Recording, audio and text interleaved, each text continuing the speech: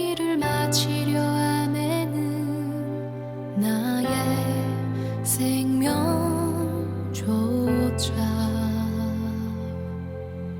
조금 더 귀한 것으로 여기지 않네. 하나님의 은혜의 복음을 증언하는 것은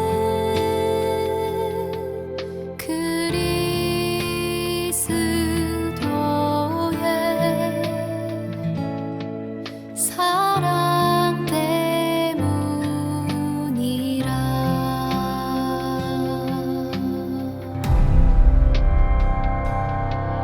내가 환난 중에 다닐지라도 주의 오른손으로 날 붙드사 다시 이 땅 가운데 오실 때에 나의 눈물 닦아주리라. 돛대를 향하여 달려가리. 그리스도 주 예수 안에서 하나님이 위에서 부르신 부름에 그 상을 위하여 돛대를 향하여 달려가리.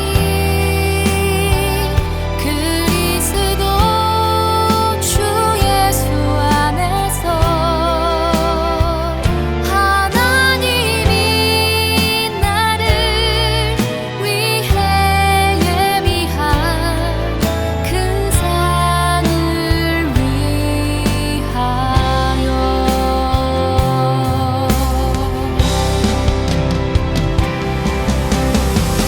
태양아 멈추어라. 바다야 잠잠하라. 산들아 옮기어라. 주가 함께 하신다.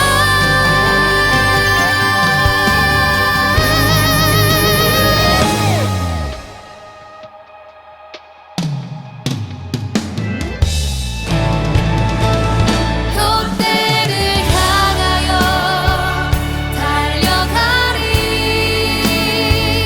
그리스도 주 예수 안에서 하나님이 위에서 부르신 부름에 그 상을 위하여 돛대를 향하여 달려가리. 그리스도 예수 안에서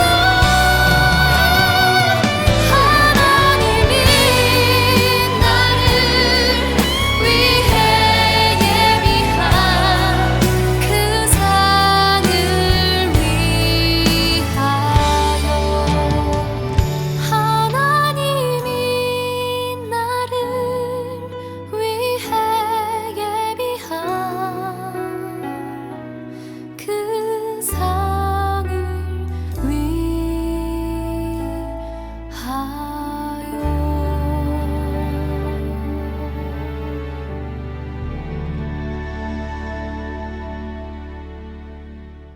안녕하십니까. 저는 충무교회를 담임하는 성창영 목사입니다. 우리 교단이 올 가을에 정오 배들 기도를 시작해서 지금 매일같이 우리 교단이 함께 기도하고 있습니다. 이번 주간에 우리 교단이 기도하는 타이틀은 교회가 한국 사회의 신뢰를 회복하게 하옵소서, 이러한 제목으로 기도하고 있습니다. 어떻게 하면 한국 사회로부터 우리 교회가 신뢰를 회복할 수 있을까 기도하면서 말씀을 준비해 봤는데 저는 다니엘이 생각이 났습니다. 그래서 오늘 본문을 다니엘서 1장 8절에서 9절 말씀으로 정해봤습니다. 다니엘서 1장 8절에서 9절 말씀을 우리 화면을 통해서 같이 한번 읽어보겠습니다. 다니엘은 뜻을 정하여 왕의 음식과 그가 마시는 포도주로 자기를 더럽히지 아니하리라 하고 자기를 더럽히지 아니하도록 환관장에게 구하니 하나님이 다니엘로 하여금 환관장에게 은혜와 긍휼을 얻게 하신지라. 아멘. 이 본문을 가지고 저는 21세기의 다니엘이 되자 그런 제목으로 함께 잠깐 말씀을 나누겠습니다. 우리 한국 개신교 시민단체 중에 기독교 윤리 실천운동이라는 그런 단체가 있습니다. 이 단체가 지난 2월 7일에 2020년도 한국교회의 사회적 신뢰도를 조사해 보았습니다. 그랬더니 정말 너무나 우리가 실망할 정도입니다. 한국인 10명 중에 6명은 한국교회를 잘 신뢰하지 못하겠다, 그런 결과가 나왔어요. 한국의 3대 종교는 우리 개신교와 또 천주교, 불교인데 가장 신뢰가 높은 데가 역시 천주교로 나오고 있고, 또 두 번째로 한국교회에 대한 신뢰도 결과는 정말 신뢰하지 못하겠다, 그런 사람들이 한 60%가 된다고 합니다. 또 목사님들에게도 신뢰도가 약하고 한국교회에 대한 신뢰도가 상당히 떨어져 있는 모습을 우리가 보게 됩니다. 특별히 개신교인들의 말과 행동에 믿음이 가느냐 이렇게 물었더니 그것도 한 60% 이상이 신뢰하기 좀 어렵다, 그렇게 대답이 나왔습니다. 그리고 한국 기독교에게 개선할 내용이 무엇이냐 물었더니 좀 배려심을 좀 가졌으면 좋겠다, 그리고 정직하지 못하다, 그리고 남을 인정해주지 않는다, 너무 독선적이다, 이런 통계들이 나왔습니다. 우리가 이런 통계를 그저 비판만 할 것이 아니라 우리가 잘 인정하고 받아들일 필요가 있다고 생각합니다. 그래서 우리 교단이 이렇게 정오기도를 통하여 100일 동안 어떻게 해서든지 한국으로부터 우리가 사회로부터 신뢰를 회복하려고 노력하는 거 아니겠습니까? 바다의 소금이 농도가 3.75가 되어서 바닷물이 썩지 않습니다. 또 3.1운동 때도 한국 기독교회는 불과 2%에 불과했고 로마 기독교가 국교로 변할 때도 불과 2%밖에 되지 않았습니다. 지금 한국 교회는 약 20% 이상이 신자인데도 불구하고 이렇게 신뢰받지 못하고, 과거에 우리 한국 기독교가 우리나라를 발전시키고 개화시키고 또 경제 발전시키는 많은 일들을 해왔지만 최근에 와서는 많은 지탄의 대상이 된다는 것은 그만큼 한국 교회에 대한 기대가 많다는 것이겠죠. 우리가 과거에 잘한 것처럼 이렇게 더 많아졌으니까 더 잘해달라고 하는 그런 하나님의 음성을 우리가 받아들여야 될 것 같습니다. 저는 그렇게 하면 어떻게 하면은 이렇게 한국 교회가 정말 신뢰를 회복할 수 있을까 생각해 볼 때 다니엘 같은 삶을 살아면 되지 않을까. 다니엘은 나라가 망해서 바벨론으로 끌려간 사람이었습니다. 그런데 그가 그곳에 가서 얼마나 하나님 앞에 신실하게 살았으면 사회로부터 인정받고 왕으로부터 인정받아서 왕의 오른팔로 왕조가 바뀌더라도 다니엘은 버림당하지 아니하고 귀하게 쓰임받는 그런 인재가 되었습니다. 그렇게 사회로부터 왕으로부터 타인으로부터 인정받고 신뢰받았던 다니엘의 삶은 어떻게 살았길래 그렇게 됐을까? 다니엘의 삶의 핵심을 생각해 보니까 첫째는 거룩한 삶이었습니다. 오늘 본문의 말씀에 보면 1장 8절에 다니엘이 뜻을 정하여 왕의 음식과 그가 마시는 포도주로 자기를 더럽히지 아니하리라 하고 자기를 더럽히지 아니하도록 환관장에게 구했다 그랬습니다. 거룩한 삶이라는 것은 자기가 결단하는 것이죠. 다니엘은 포로로 끌려간 하나의 너무나 약한 그런 사람이었지만은 그 엄청난 황제가 주는 음식을 어떻게 거절할 수 있었을까? 그것은 생명과 목숨을 거는 일이었습니다. 다니엘은 생각했습니다. 내가 이렇게 호의호식해서 옛날에 황제 시대 과거에는 모든 음식이 우상에게 바치고 난 다음에 음식을 먹었기 때문에 다니엘은 안 봐도 알았습니다. 이것은 반드시 우상한테 바치고 나온 다음에 우리한테 준다. 그러니 이 음식은 그냥 음식이 아니고 벌써 우상의 제물이 됐기 때문에 내가 먹게 되면 내 영혼과 내 정신이 오염될 수가 있다고 하는 그런 생각을 했습니다. 그래서 오늘 본문의 말씀처럼 다니엘은 뜻을 정하여 왕의 음식과 그가 마시는 포도주로 자기 영혼, 내 영성 이것이 더럽힐까 그런 두려움이 있어서 그런 것을 먹지 않겠다고 거절했지만은 환관장은 아주 곤란하게 생각하고 또 10일 동안만 테스트하자고 해서 환관장이 다니엘 친구들의 말을 들어주고 10일 후에 보니까 하나님께서 은혜를 주어서 고기를 먹는 그러한 사람들보다도 얼굴이 더 환해지고 또 광채가 났다고 그랬습니다. 이러한 태도로 살아가는 다니엘에게 하나님께서는 다니엘서 1장 17절에 보면은 하나님이 그런 태도로 거룩하게 성결하게 살아가니까 하나님이 그들에게 복을 주었는데 하나님이 이 네 소년에게 학문을 주시고 모든 서적을 깨닫게 하시고 지혜를 주셨으니 다니엘은 또 모든 환상과 꿈을 깨달았더라 이렇게 말씀하고 있습니다. 여러분 하나님은 이 다니엘은 그런 복을 받으려고 거룩하게 산 건 아니었어요. 자기 영혼을 지키고 내 신앙을 지키고 내가 비록 포로의 몸으로 왔지만은 가능하면 내 영혼의 영성을 지키고 하나님에 대한 신앙이라도 내가 지켜야겠다. 그런 마음 가지고 그런 성실한 태도로 아름다운 마음으로 결단하여 거룩한 삶을 추구하니까 하나님이 그들에게 지혜의 문을 열어주시고 특별히 다니엘에게는 환상과 꿈을 깨달아 알 수 있도록 너무나도 탁월한 지혜를 주신 것이죠. 그래서 그가 나중에 느부갓네살 왕의 꿈도 알아맞히고 해석을 해서 나중에는 황제가 다니엘의 소년 앞에 머리를 숙여 상급을 내리는 그런 엄청난 일을 우리가 성경을 통해서 알 수 있습니다. 오늘 한국 사회가 과연 어떤 사람을 원할까요? 우리 한국 사회는 기독교인이 많습니다. 개신교만 해도 1,000만 명, 또 천주교만 해도 500만 명, 약 1,500만 명이 하나님이라는 분을 알고 살고 있습니다. 그럼에도 불구하고 우리가 거룩하지 못한 삶, 거룩이라는 것은 하기오스란 말을 쓴다. 여러분 다 아실 겁니다. 그것은 구별된다 그런 것입니다. 이 세상이 세속화되고 또 이 세상이 너무나도 부정직하고 또 불결한 세상이고 너무나 오염되어 있지만 우리 하나님을 믿는 성경을 읽고 기도하는 사람들은 뭔가 구별되어서 세속에 속하지 않고 거룩하고 성결한 삶을 살아가는 그런 삶을 살아서 사람들이 볼 때 야, 우리 기독교인들이 역시 다르구나. 그것을 기대하는 게 아닐까요? 여러분 옛날에 로마가 이렇게 국교로 변화될 때 우리가 다 압니다. 로마의 귀족들은 너무나도 성적으로 타락해서 귀족의 아들을 결혼시킬 때 귀족 집에 딸을 데려오지 않았다고 합니다. 어느 집에서 귀수를 데려왔느냐? 기독교 믿는 가정의 여자를 데려온 거죠. 기독교를 국교로 만들었던 콘스탄틴 태제의 어머니가 바로 그런 여자였습니다. 그 어머니는 귀족의 어머니가 아니었어요. 그냥 예수 믿는 평범한 집에서 콘스탄틴 태제의 아버지에게 시집이 온 거죠. 시집 와가지고 그 황제를 낳은 것이죠. 그가 전쟁에 나가서 위험을 당할 때 어머니가 얼마나 기도했겠어요.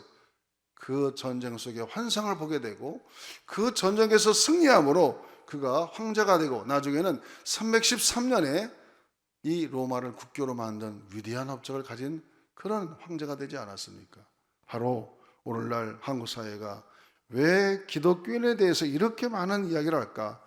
우리 기독교인이 많아서 그렇죠. 때로는 하도 많다 보니까 간혹 좀 본질에서 벗어난 사람들이 있긴 합니다. 그래서 이런 지탄을 받지만 그래도 우리 모든 대다수가 이렇게 구별되고 성결하게 살아간다면 아마 이런 사회의 신뢰도는 높아질 거라고 봅니다. 두 번째로 이 다니엘은 아주 성실한 삶을 살았습니다. 다니엘의 꿈은 높은 자리, 출세하는 것, 큰일 그런 게 아니었어요. 그저 하나님 앞에 내 영혼을 잘 지키고 내 영성을 지켜나가서 이 망한 나라가 다시 회복되는 것, 그거 하나가 그 사람의 꿈이었습니다. 그는 역사를 거슬려서 어떻게 해서든지 이 나라를 독립하려고 독립운동을 한 사람도 아닙니다. 그저 맡겨진 일에 충실하게 성실하게 일하는 사람이었어요. 그는 민족의 자존심을 내세우며 이름을 계명하는 일에도 그냥 순응해 주었습니다. 왜? 그런 예레미야를 통하여 70년이 되면 나라가 다시 회복된다는 것을 이미 들었기 때문에 음식을 절제하고 그 나라에서 행하는 것을 모든 걸 따라가면서 그는 성실하게 자기의 임무에 충실했고 그런 바벨론이 망하고 페르시아 시대가 됐음에도 불구하고 그의 지혜가 너무나 탁월해서 계속해서 황제들을 섬기는 그런 귀한 고급 관리로 일합니다. 그의 성실성, 그는 왕조가 바뀌어도 버림당하지 않는 것이 무엇일까? 그에게 성실과 사람들로부터 인정받는 그런 신뢰도가 높았기 때문에 다니엘을 지속적으로 이 사회의 황제나 그런 지도급들이 그를 인재로 써준 것입니다. 우리 기독교인들이 이 사회 속에서 이런 성실한 사람을 필요로 하는 것이죠. 여러분 직장에 가서도 우리 기독교인들이 그 사람은 믿을만해, 그 사람은 정직해, 그 사람은 성실해. 여러분 요즘에도 사람들이 면접을 보는데 똑똑한 거, 일 잘하는 거, 그거보다도 얼마나 성실하고 태도가 좋은가, 이런 걸 본다고 하는 거 아닙니까? 오늘 기독교인들이 이렇게 살아간다면 아마 사회적 신뢰도는 높아질 거라고 저는 생각합니다. 성실한 삶. 마지막으로 이 다니엘이 잘한 것은 기도하는 삶이었습니다. 그는 총리직의 삶의 목표도 아니고 인생의 꿈도 그저 출세하는 것도 아니었고 그저 주어진 일에 성실하게 살면서 그가 한 가지는 확실하게 추구했습니다. 하루에 3번씩 기도하는 것이었죠.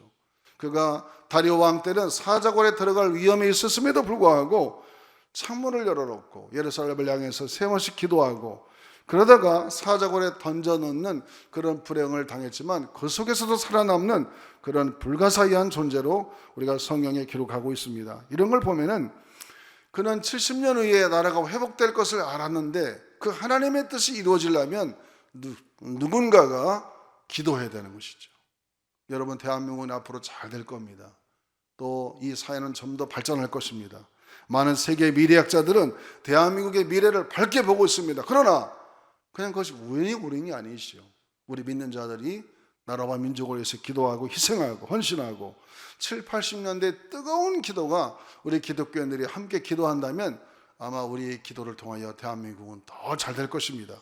그리고 나서 사람들이 볼 때 우리 기독교인들은 역시 나라를 위해 필요한 존재들이고 저들의 기도가 이 나라의 발전에 밑거름이 되었다고 사람들이 인정함으로써 과거에도 그랬듯 앞으로도 우리 기독교인들이 이 사회로부터 지탄받지 않고 오히려 세상의 빛과 소금이 되어서 우리가 존경받는 그런 기독교인이 될 것입니다. 저는 우리 성결인들의 기대가 많습니다. 우리 기독교 대한성결교회 이름 자체도 성결이 아닙니까? 우리는 성결하고 성실하게 살아가고 그 모든 성결과 성실을 뒷받침할 수 있는 것은 기도하여서 성령 충만한 길밖에 없습니다. 여러분 성령 충만 받아서 성결하고 성실하게 살아 이 사회로부터 우리 성결인들부터 존경을 회복하고 신뢰를 회복하기를 주의 이름으로 축복합니다. 오늘 저는 4가지의 기도 제목을 여러분께 드리고 싶습니다. 이 4가지의 기도 제목을 읽어드릴 때에 화면을 통해서 보시고 또 함께 읽고 기도하겠습니다. 첫째는 어려운 시기를 살아가는 성결 가족들이 먼저 하나님과의 관계가 더 친밀해지게 하옵소서. 두 번째는 하나님께서 긍휼을 베푸셔서 하루빨리 코로나19가 물러가게 하옵소서. 세 번째는 코로나19로 인하여 어려움을 당하는 성도들의 사업과 직장과 가정에 하나님의 은혜가 베푸시옵소서. 네 번째는 우리 성결인들로 인하여 한국교회가 한국 사회로부터 신뢰가 회복되고 존경받을 수 있도록 우리 주여 한번 크게 부르고 합심하여 기도하겠습니다. 주여! 하나님 아버지 감사합니다. 하나님께서 우리 교단에 이렇게 정오 기도를 나아가시고 계속하여 이어오시는 모든 가족들이 하나님 모든 것들이 회복되어지게 하시고 영적으로 육적으로 회복되어지는 관계를 통하여서 하나님과 깊어질 수 있도록 인도해 주셨고 이 어려운 시대에 우리가 함께 할 줄 우리가 기도에는 할 수밖에 성령 역사하시고 인도하셔서 하나님의 크신 은혜가 올바른 펼쳐지도록 이렇게 어려울 때에서 하나님과의 관계가 더 돈독해져서 하나님과 신령한 관계를 유지할 수 있도록 도와주시고 거룩한 자가 되게 하여 주셔서 하나님께서 긍휼을 베풀어 주셔서 하루빨리 코로나19가 물러가게 하시고 하나님 모든 곳에 가운데 하나님의 은혜가 충만하게 나타나고 인도하여 주셔서 코로나19로 인하여 어려움 당하는 모든 성도들의 사업과 직장과 가정에 하나님의 은혜를 부어주셔서 모든 것이 회복되게 하여 주셔서 성령의 역사가 펼쳐지게 하시고 하나님 함께 하심이 이렇게 경험되지만 역사가 있게 하여 주셔서 성결인들의 수가 있습니다. 하루속히 이 한 코로나19의 신뢰가 회복이 백신이 나와서 존경받게 우리 하시고 모든 사람들이 인정받게 하셔서 하나님의 크신 일상으로 역사가 돌아가고 우리 가운데 예배도 펼쳐지도록 마음대로 대면하며 드릴 수 있도록 은혜의 은혜를 더하여 주시옵소서. 성결교단이 우리가 100일 동안 기도하는 모든 기도가 응답되게 하시고 교단의 총회장님과 모든 임원들과 간절히 교단의 간구하나니 속한 기도하면 성도들 하나하나가 성령 역사하시고 하나님 인도해 주셔서 승리하는 한 해가 될 수 있도록 주님 도와주시고 인도하시고 축복하여 주시옵소서. 살아계신 아버지 하나님 감사합니다. 우리 교단에 이렇게 정오 100일 기도를 허락해 주심을 감사합니다. 총회장님과 임원들과 모든 성결인들이 한 마음으로 100일 동안 기도하는 모든 기도의 제목이 하나님 앞에 금양료로 담아서 올라가게 하시고 응답이 되게 하여 주시옵소서. 어려운 시기일수록 하나님과 더 관계가 돈독해지게 하시고 하나님이 긍휼을 베푸시사 하루속히 코로나가 물러가게 하시며 성결교회 성도들의 가정과 사업과 직장에 하나님의 은혜가 있게 하여 주시옵소서. 하나님 특별히 성결인들의 가족의 성결과 성실한 삶과 기도의 삶을 통하여 이 사회로부터 신뢰도가 회복되고 빛과 소금의 역할을 잘 감당하는 우리 모든 성결 가족 되도록 축복해 주시옵소서. 예수님의 이름으로 간절히 기도하옵나이다. 아멘. 아멘.